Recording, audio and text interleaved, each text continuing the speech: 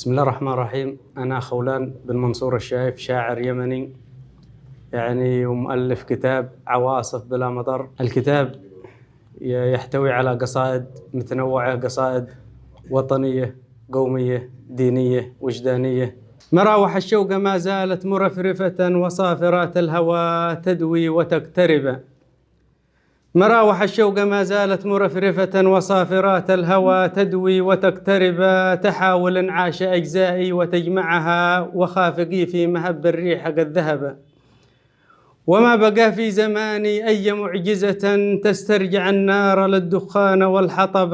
يا طائر البان، يا طائر البان صبرا لا تؤاخذني، فإن روحي على جذع الهوى صلبا. وخافقي تاه في محرابها زمنا فضاع نبضي، ولكن أتبع السبب.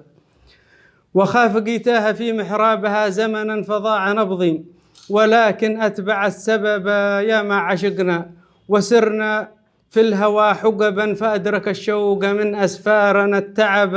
على ضفاف الروابي ألف أمنية، على ضفاف الروابي ألف أمنية، تلاحق الحظ بين الريح والسحب. ذقنا الغرام كؤوسا في بدايته، وما نزال نلاقي في الهوى عجبا. ذقنا الغرام كؤوسا في بدايته، وما نزال نلاقي في الهوى عجبا. مراوح الشوق ما زالت تبعثرني، ولا مؤشر بأن الحال منقلبا.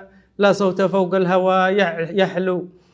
مراوح الشوق ما زالت تبعثرني، ولا مؤشر بأن الحال منقلبا. لا صوت فوق الهوى يعلو بحنجرة، ولا في الحب ألقابا ولا رتبا. لقد كان الشرف لنا أن يكون هذا الكتاب من ضمن سلسلة دار كتبنا. تحياتي.